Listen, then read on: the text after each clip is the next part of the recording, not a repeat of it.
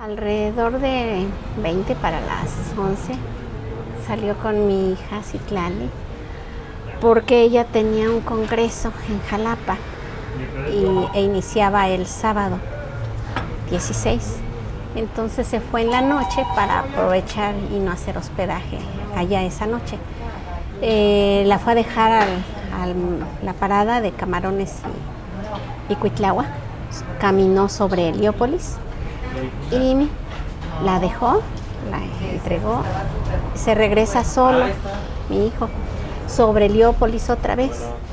Y a la altura de la calle de Nubia fue detenido, fue interceptado por una patrulla diciéndole que se detuviera porque acababa de suceder un asalto y dadas sus características que se parecían supuestamente, y nunca le dijo qué características, entonces que iba a llegar una persona y si lo reconocía, como el asaltante, pues tenía que dar una explicación y si no ya se tenía que ir, que no habría problemas. Y pues mi hijo, como no había cometido ningún delito, ni nunca estuvo en ningún otro lado más que en Heliópolis de ida y Heliópolis de regreso, consideró que pues sí, era correcto, ¿no? Y minutos después, quizás 2-3 minutos, llega otra patrulla con la persona que supuestamente fue asaltada y pues sorprendentemente dijo que sí, era mi hijo. Llegó su papá y pues bueno, él se subió a la patrulla junto con mi hijo, mi hijo ya estaba dentro de la patrulla y los policías le dijeron, bueno, no hay problema, esto se va a regresar, porque mi esposo, bueno, les alegaba, mi hijo no fue, mi hijo no comete asaltos, mi hijo es una persona que se dedica a estudiar, se dedica a su trabajo, es atleta, en fin. Entonces, no hay problema, le dicen los policías con cierta amabilidad, súbanse y en el Ministerio Público se arregla todo, ahí se aclara. Y pues incluso ellos finalizaron con la frase de que el que nada debe, nada tiene, y con esa mentalidad mi hijo se subió.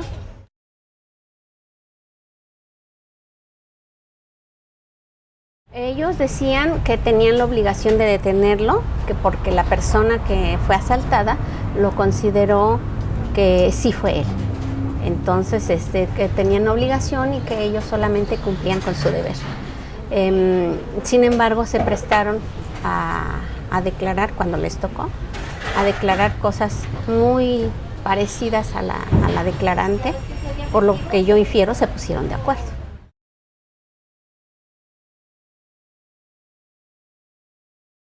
Llegan al Ministerio Público y mi hijo es trasladado a los separos, ya a partir de ahí tratado como que había cometido el delito. Se le incomunicó, para ese momento ya eran más de las 12 de la noche, 12:10, 12:15, y le dijeron que iban a aclarar todo. A mi hijo le decían, se va a aclarar todo, espéranos aquí, pero era ya los separos totalmente, ¿no? Señora, espérese. Casi, pues como yo le suplicaba llorando y me decían que yo era una imprudente. ¿Quién le dijo eso? El Ministerio Público.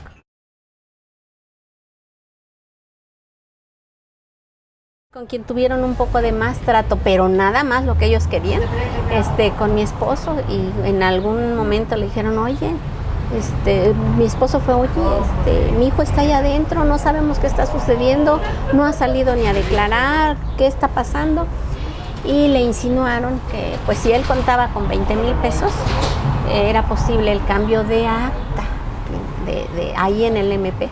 ¿Qué se refieren con eso? A que podían cambiar todas las declaraciones que había, sobre todo de ella, que todavía mi hijo no había declarado.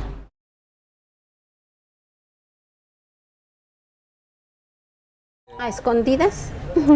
¿Cuánto tiempo fue después de que él ingresó 20 horas. al Ministerio Público? Yo creo que 20 horas. Mi hijo ingresó vamos a poner 12 de la noche. 12 de la noche a las 9 de la noche, 12 de la noche del viernes. 12 de la noche del viernes. Toda la madrugada y todo el día, y a las 9 de la noche fue trasladado al reclusorio del sábado. Incluso a nosotros nos habían dicho que lo trasladarían hasta las 10, 11 de la mañana del domingo. Por lo tanto, nosotros toda la madrugada estuvimos allí en el Ministerio Público pensando que estábamos junto a mi hijo, suplicando pues, no sé, a cada intervalo de tiempo, déjenme verlo, pues quiero llevarle agua, quiero llevarle algo. Y me decían, sí, al rato, pero ellos en esos momentos, en la madrugada, me decían que sí estaba allí, que al rato lo iba a ver. Ya cuando se dio las 8 de la mañana, que le digo, fui por algo de desayunar, y le digo, ¿me permiten pasarle el desayuno? Ya era otro turno, creo. Y me dice, no, señora, su hijo se fue desde anoche, a las 9 de la noche. O sea, ellos saben controlar todo eso, como para que si uno ven que es obediente, pues controlen esa situación con mentiras. Entonces, nosotros siempre nos comportamos buscando no alterar la problemática que ya de por sí tenía mi hijo adentro. Entonces no queríamos prestarnos a nuestra desesperación y no exigíamos gran cosa, sino asumíamos lo que nos estaban diciendo.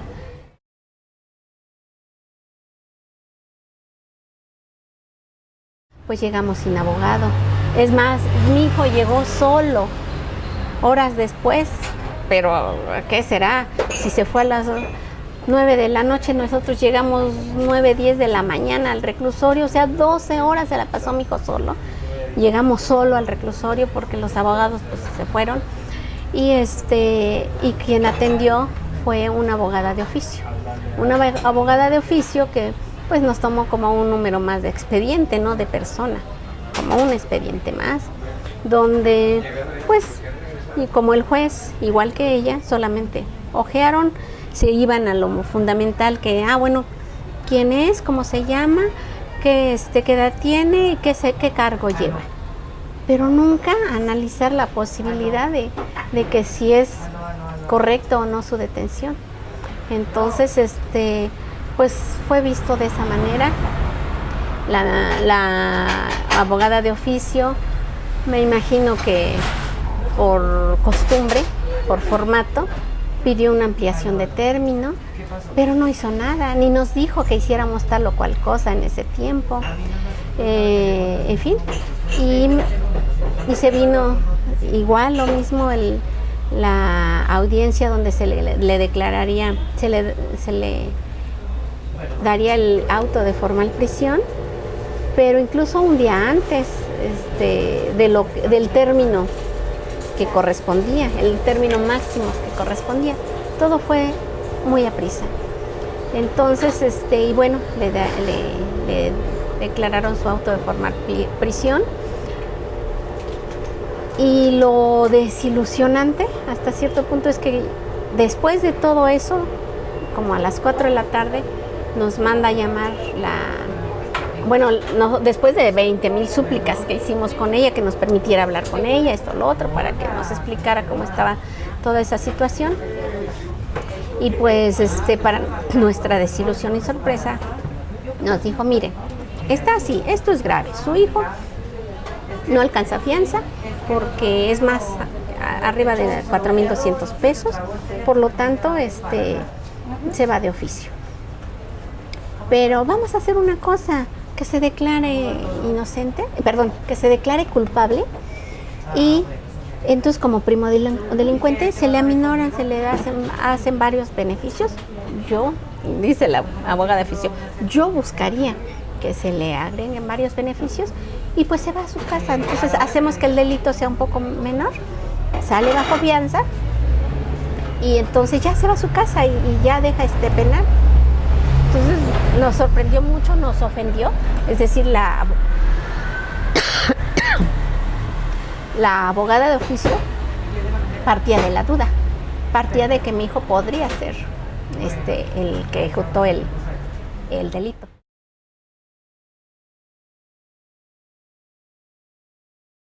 El juez en un principio, sobre todo las dos primeras pues el primer mes, ahorita ya estamos a más de mes y medio. El primer mes fue despótico, altanero, indiferente.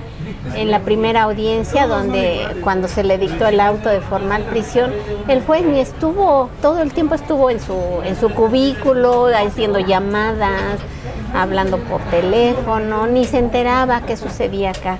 Y cuando termina, con toda la indiferencia, firmó, sin saber, nunca leyó ni el nombre de quien tenía enfrente.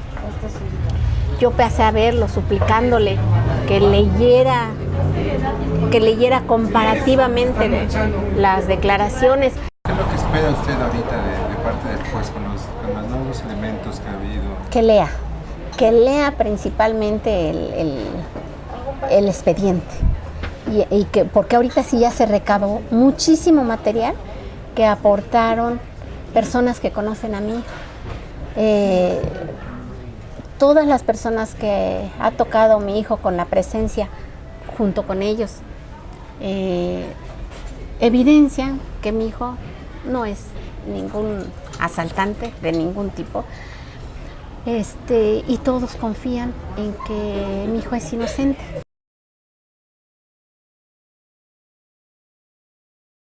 ¿Qué le pediría usted al jefe de gobierno? ¿Qué le pediría usted al secretario de Seguridad Pública?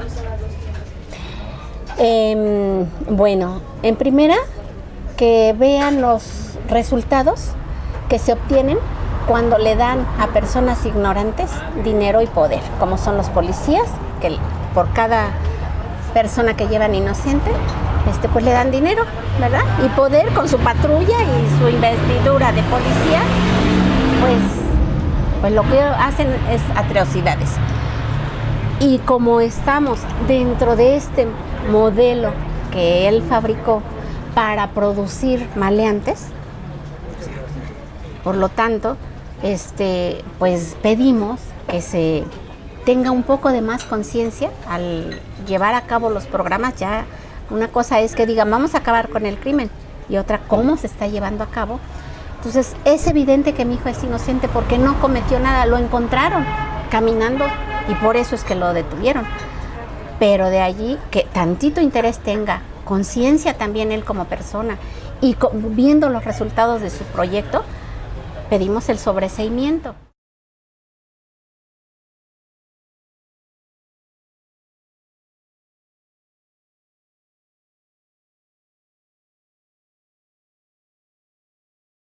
Nosotros al principio, la reacción inmediata de algunos integrantes de la familia, los más jóvenes, fue como, hay que llevar esto a los medios, ¿no? Hay que mediatizarlo porque se tiene que dar a conocer, y sobre todo porque para nosotros implicaba un riesgo tremendo dejar a mi primo en el reclusorio sin ninguna protección, ¿no? Es decir, la cobertura mediática de alguna manera ha servido, poco pero ha servido para llamar la atención y para que no esté, sentimos que así no está tan vulnerable. No quisimos hacerlo en un primer momento porque en ese primer momento pensamos que era como muy peligroso, porque como nada ni nadie nos garantizaba la integridad de mi primo adentro, no quisimos mover esa instancia.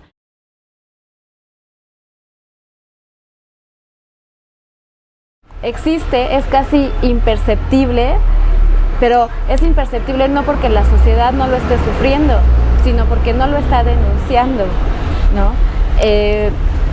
A todo el mundo, a mucha gente, a muchas familias les ha pasado, pero no se dice, y no se dice por miedo. Nadie se atreve tampoco a hablarlo por miedo. Resulta que nosotros también nos enfrentamos a ese miedo, y te digo, no sabría decir o definir exactamente miedo a qué, pero hay un miedo de la ciudadanía en general a la denuncia, porque tememos que haya repercusiones contra nosotros, contra nuestra familia, contra nuestra persona, en este caso contra mi primo. ¿De parte de quién? Pues no lo sabemos, todo se vuelve demasiado oscuro, ¿no? Y ni siquiera podemos definir a quién le tenemos miedo. Y además resulta que hay como una lógica de operar de toda la gente que nos fuimos encontrando, que han pasado por estas circunstancias, y la lógica para todos es pagar, dar dinero, ¿no? Darle dinero a los policías o darle dinero a los ministerios públicos para resolver el problema de la manera más rápida, más inmediata y evitar el reclusorio.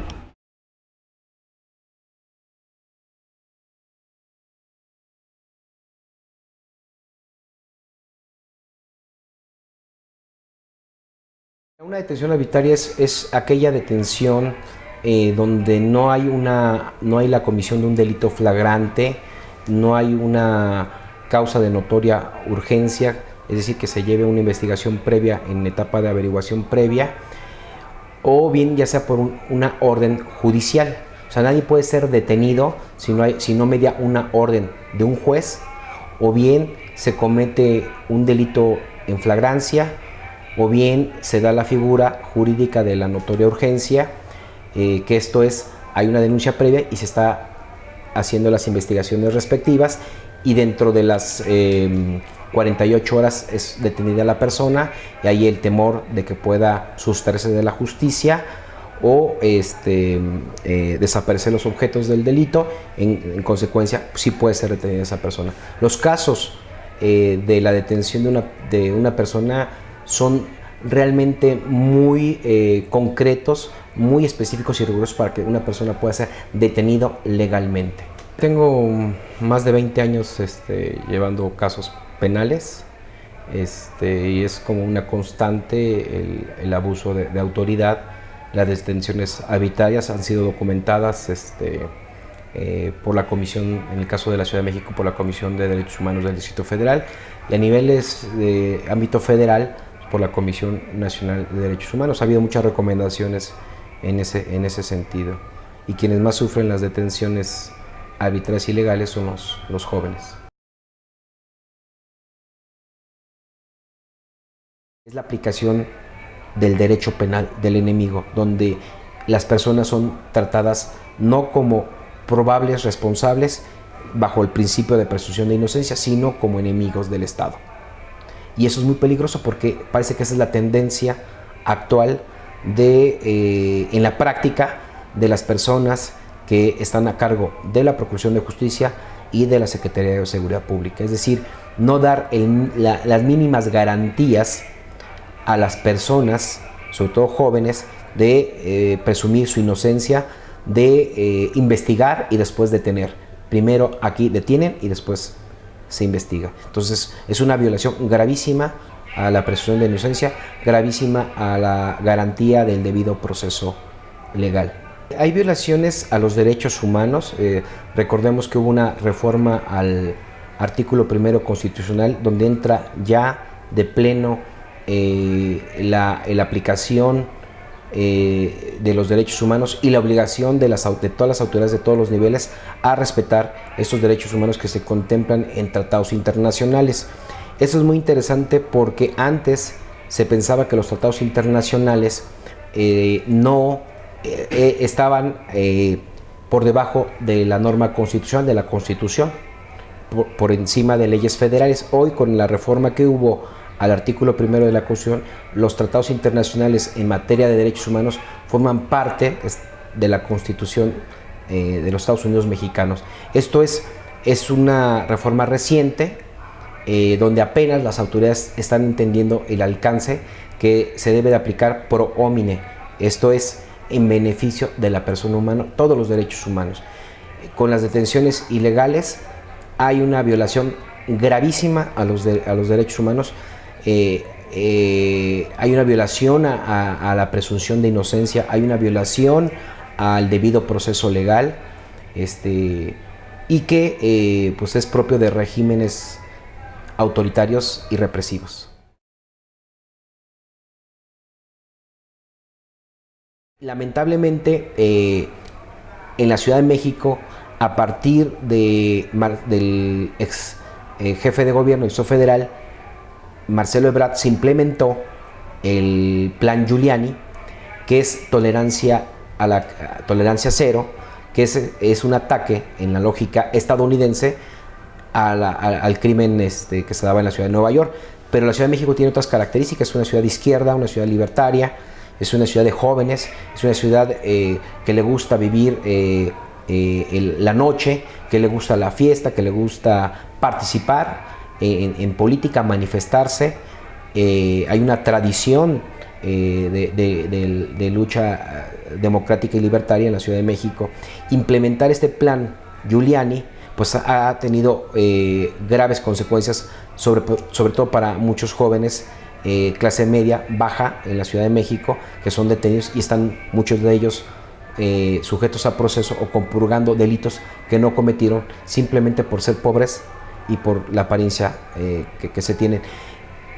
Y señalo 3 puntos que son básicos, que sabemos las personas que nos hemos dedicado al litigio, y que sería importante que poco a poco se pudiera ir documentando esto, que es: los policías tienen un premio por cada detención que ellos practican.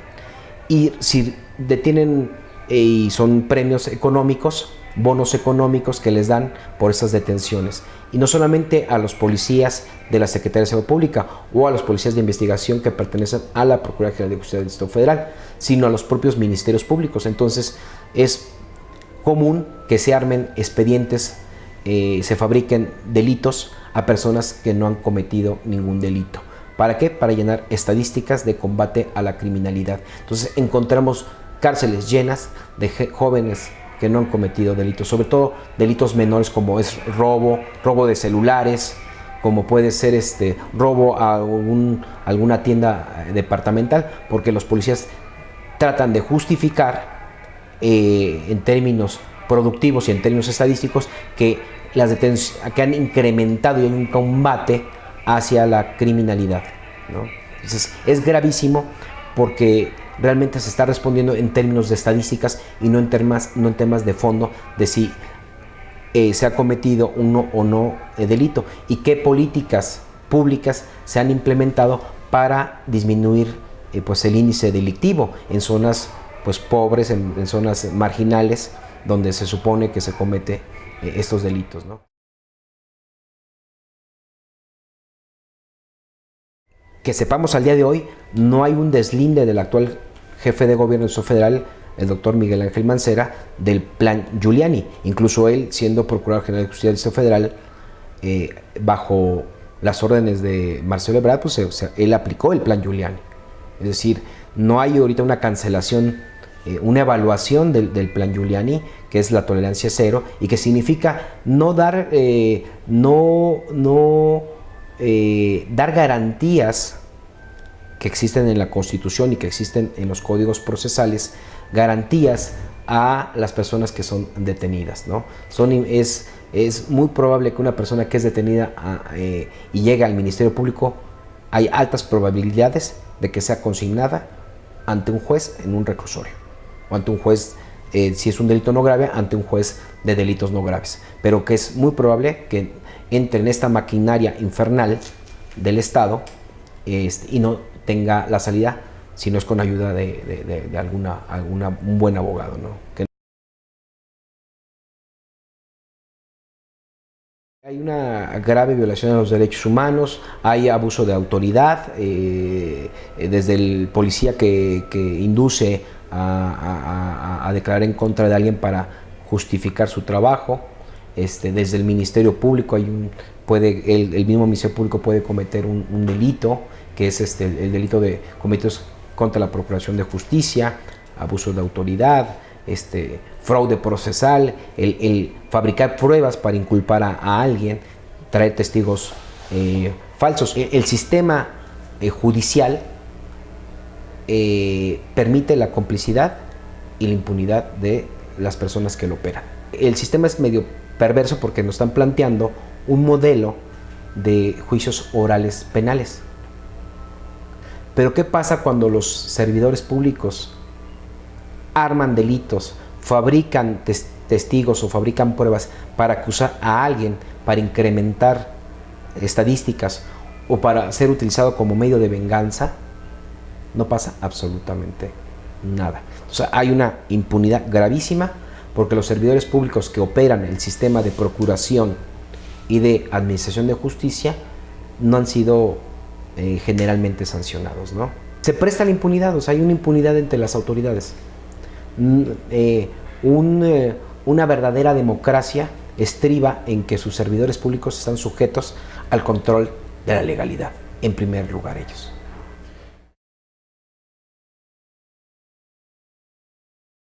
No se va a resolver con los juicios orales penales, es una falacia. Se tendría que resolver con una participación y un cambio total de perfil de los servidores públicos. Lo que puedes cambiar la ley, pero son los mismos servidores públicos. O sea, se va a implementar para el 2016 en todo el país la oralidad en los juicios penales, que ya hay en varios estados del país, pero van a seguir siendo los mismos funcionarios. En realidad se requiere un cambio no solamente de un sistema penal, de pasar del escrito al oral, sino un cambio total de perfil de los servidores públicos, tanto en la policía como en la procuraduría y como en el ámbito del Poder Judicial del Distrito Federal y a nivel también federal, ¿no? Se requiere evaluaciones permanentes desde la sociedad civil de estos aspectos neuronales. La sociedad civil ha estado muy ajena a analizar el perfil, los datos oficiales que emiten la Secretaría de Seguridad Pública, la Procuraduría General de Justicia del Distrito Federal. Sí se requiere como contralorías ciudadanas de la función de la Procuración de Justicia, de la Administración de Justicia, para evitar y tratar de evitar el tema de impunidad y el abuso de autoridad, ¿no?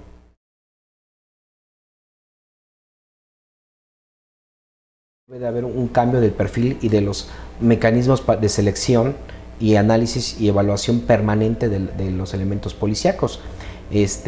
Tal vez hacer evaluaciones periódicas a los cuerpos policíacos, ver sus perfiles, análisis psicológicos, modus vivendi, ver alrededor del entorno social en que se desenvuelven, para realmente ver el efecto. El tema lo planteo, o sea, en Inglaterra hay una carrera policial, hay un respeto hacia los cuerpos policíacos ingleses. Aquí, pues, por supuesto que no. O sea, la ciudadanía le tiene más miedo tal vez a un policía que a un delincuente.